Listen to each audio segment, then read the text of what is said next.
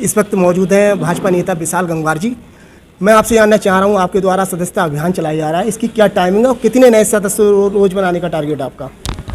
देखिए, इस समय हमारी भारतीय जनता पार्टी उत्तर प्रदेश में 1.5 करोड़ नए सदस्य बनाने के लक्ष्य लेकर आगे बढ़ी है।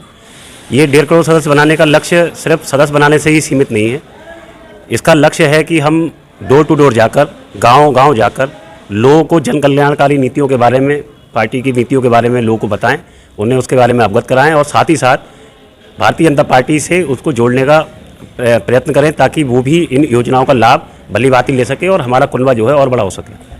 विशाल जी, जानना चाह रहा हूँ, विधानसभा चुनाव की आप तैयारी कर रहे हैं, संभवतः 2 से 3 महीने का समय बचा है, पूरे क्षेत्र में आप भ्रमण कर रहे हैं, तो किस तरीका के रुझान सामने आ रहे हैं? अकस्मात पिता की मृत्यु के उपरांत मुझे इस राजनीति में कदम रखना पड़ा, क्योंकि मेरे पिता कहा करते थे कि मेरे रहते रहते मेरे घर से कोई राजनीति नहीं करेगा। तो अब चूँकि परिस्थितियाँ एकदम से बदल गई और मैं अब जब क्षेत्र में जो निकल रहा हूँ तो मुझे सभी बुद्धिजीवी लोगों का अपार समर्थन मिल रहा है। मेरे नौजवान साथी मेरे साथ जुड़ने के, कंधे से कंधा मिलाकर चलने के लिए तैयार हैं। बुजुर्गवार मुझे पूरा आशीर्वाद दे रहे हैं, माताएं बहनें भी अपना भाई अपना बेटा समझकर मेरा साथ दे रही हैं और मुझे लगता है कि इस विधानसभा चुनाव में बहुत अच्छा लोगों का साथ मेरे साथ रहेगा।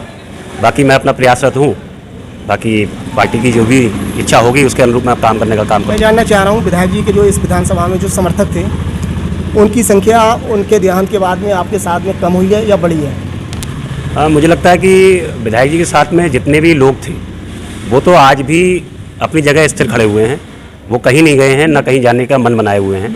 और पापा के साथ जिनने भी अच्छा किया या पापा ने जिसके साथ भी अच्छा किया, वो लोग भी लगातार मुझसे जुड़ रहे हैं, लगातार अपना समर्थन मुझे देने की बात करते हैं। और मुझे लगता है कि जब विधायक जी के जाने के बाद से जो लोग हमारे थे उनमें और इजाफा हो रहा है दिन पर दिन। अच्छा, इसके अलावा जानना चाह रहा हूँ, विधायक जी आपके पिता थे, तो उनके जो अधूरे सपने थे उसकी जानकारी भी आपको होगी, तो कौन कौन से ऐसे सपने थे उनके अधूरे जिनको आगे आप पूरा कराना चाहेंगे?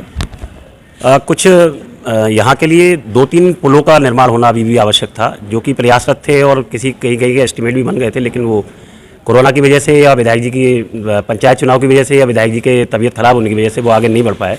वो मुझे सब जानकारी में है, मैं उनको काम करने का प्रयास करूँगा। जो रोडें अभी रह गई हैं उन रोडों को पूरा करने का प्रयास करूँगा।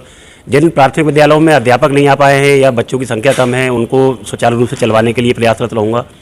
यहाँ पर बच्चों के लिए अटल आवासीय योजना के अंतर्गत आवासीय विद्यालय यहाँ बनी रहा है कटा में, उसे जल्द से जल्द पूरा निर्माण कराने का काम करूँगा। और जो मुख्य यहाँ की जो समस्या है, सबसे बड़ी समस्या है नगर पालिका में काम जो है वो अच्छी तरीके से नहीं हो पा रहा है, जगह जगह गंदगी का अंबार बना पड़ा हुआ है और ये जिस वजह से भी सुचारू रूप से चल पाया, मैं शासन से उसकी भी व्यवस्था करने का प्रयास करूँगा। दूसरा, जो यहाँ पर रोडवेज का बस स्टैंड है, आदरणीय विधायक जी ने, मेरे पिताजी ने इस बस स्टैंड को 2 बार इसका सर्वे कराया, लेकिन दोनों बार अधिकारियों ने रिपोर्ट जो है वो ऊपर शासन में गलत भेजी, जिसकी वजह से इसका काम नहीं हो पाया। मेरा ये प्राथमिकता में रहेगा कि मैं इसको बाईपास की तरफ लाकर और इसको सुचारू रूप से चलवाने का काम करूँ। कृषि महाविद्यालय की 100 एकड़ ज़मीन यहाँ पे खाली पड़ी हुई है वर्षों से, तो उसके लिए क्या करेंगे आगे? मैंने आपको बताया कि कई काम ऐसे हैं जो इसीलिए मैं अपने लाइनों में जोड़ता हूँ कि जो सपने उनके अधूरे थे उन्हें मैं पूरा करने के लिए मैं राजनीति में आया हूँ और इसका भी लिए मैं प्रयासरत रहूँगा। और मेरी कोशिश रहेगी कि अपने कार्यकाल में अगर मैं विधायक बन जाता हूँ तो अपने कार्यकाल में इसको ही पूरा करने का काम करूँ। परिवार में आपके विघटन की चर्चाएं रहती हैं, तो इन चर्चाओं पे क्या कहेंगे? जैसे कि आपकी चाची हैं ऊषा गंगवार जी, आपके भाई हैं पिंटू गंगवार जी, आपकी भाभी हैं, तो इन तीनों लोगों को यहाँ नवाबगंज विधानसभा की जो जनता है, जो आपके समर्थक है, वो एक मंच पे देखना चाहते हैं, तो ऐसा हो पाएगा कभी या नहीं होगा?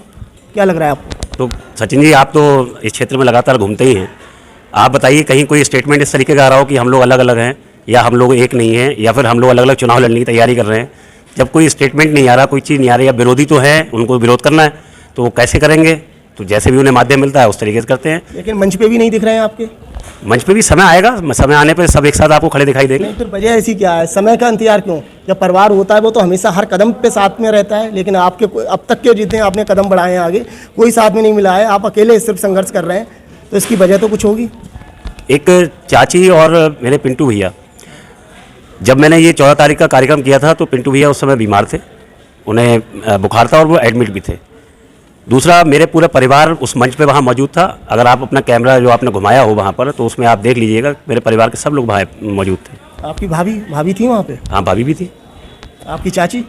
मैंने बताया ना, मेरे बड़े भाई पिंटू भैया बीमार थे और अस्पताल में एडमिट थे, तो उनकी देखभाल के लिए भी आदमी चाहिए था, इसलिए जो है वो लोग नहीं आ पाए। तो आगे कब देखने को मिलेंगे आपके मंच में, आपके साथ में भ्रमण करते हुए?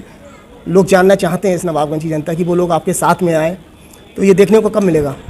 मेरा मानना ये है कि विरोधियों को एक साथ झटका ना देके धीरे धीरे झटके दिए जाएं, और बहुत जल्दी वो समय आने वाला है कि हम सब लोग एक साथ दिखाई देंगे, जिससे विरोधियों के चेहरे पे सिकन आपको बिल्कुल स्पष्ट रूप से दिखाई देगी। जल्द होगा ऐसा? बहुत ही जल्द।